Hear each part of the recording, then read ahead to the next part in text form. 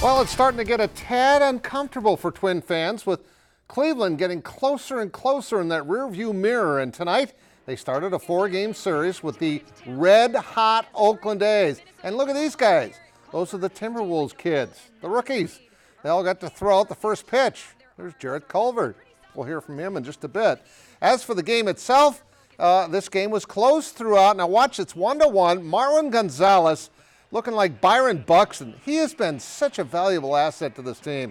He's made some great plays in the outfield, and he's got a wicked arm too. Now, Twins down 3-1 in the 7th. Eddie Rosario, 2 on, 3 home. They live by the home run, and they are just killing it. They continue. They take a 4-3 lead. Then in the 8th inning, Mitch Garver to center field. C.J. Cron's hit one as well into the shrubbery. And the Twins look like they're going to win again. 6-3 in the 8th inning in favor of Minnesota. That lead is down to 3.5 because Cleveland did win tonight. As for the Canaries, they started the night with a 5-game losing skid. They've been struggling to score, so you'll take them any way you can get them. An infield chopper by Ale Lago makes it a 2-2 game in the 2nd inning. Amongst the raindrops, you can kind of see those. This blooper by Keith Taylor, there's the rain. It drops into left, and they take a 3-2 lead. And then they cover the field. It's like, oh, you got to be kidding me. They're finally winning the game. But you know what? After an hour and 20 minutes, they came back to play. Goldeyes regained the lead at 4-3, but Clint Coulter with the RBI double to left. That scores a run. We're all tied up at 4-4 as the ball comes loose from the catcher at home.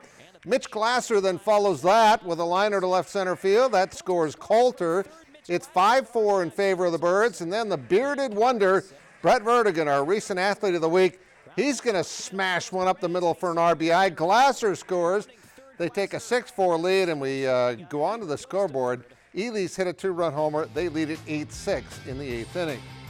The postseason starts tomorrow for many Legion teams in the area. It's region time for Class A Legion teams, and for the Renner Royals, they will travel to Watertown. They've been playing good baseball again this year, and as a result, they're the #1 seed. And that does make it easier on a team to make state, especially on their pitching staff. Well, we're in a good position to start anyway. You know, getting the #1 seed in our region is always a good position to be in the South Dakota regions because you kind of get a bye, I guess. You know, you play the winner of the 4 or 5 game, and basically it takes 2 wins to get to state then. So it's a great position to start yourselves in. I like where our team's going for the most part. We had a good final day of the Gopher Classic. Now, the top 2 teams from each of the 3 regions make the state tournament in Mitchell next week, and there will be a wild card team as well as the host team. The Minnesota Timberwolves introduced their rookies today. These guys, we saw them throwing out the first pitch at the game tonight.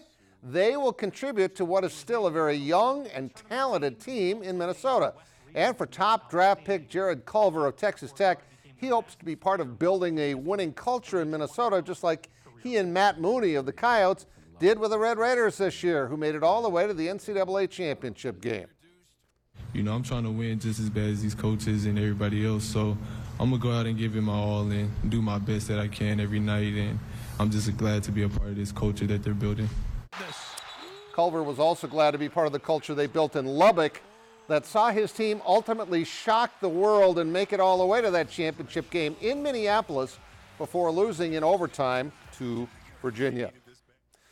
When Britain native Dallas Goedert was in Aberdeen for a football camp, he had a chance to talk a little bit about his life in the NFL.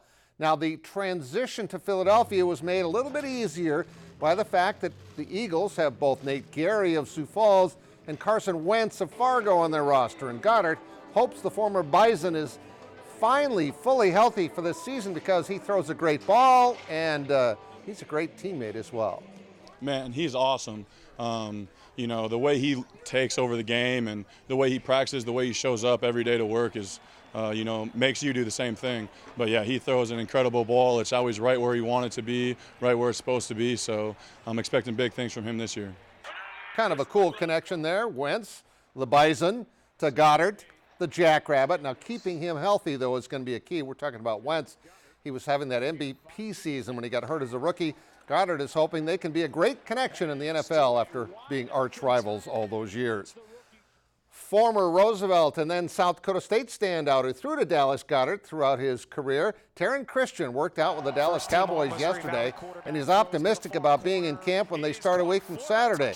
No contracts have been signed, but Taron had a record-shattering career with the Jackrabbits and also led them to new heights in the FCS playoffs.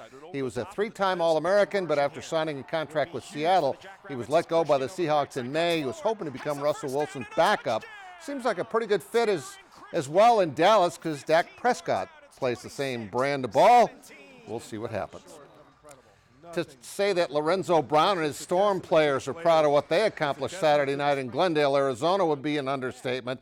They beat the Rattlers, who had a perfect record and had beaten Sioux Falls twice by double digits, so that made pulling off the upset all the more rewarding. Sweet, it was really sweet. Just the environment being there. Seeing 17,000, 18,000 fans screaming on top of you, feeling the vibration in my chest with the roaring, and to do it on their home field like they did us 2 years ago, kind of got that revenge aspect, and then goal fulfilled. MVP Lorenzo Brown has some time to consider whether he's coming back or not. We'll see. But if he does hang it up, what a way to go out. We'll be right back.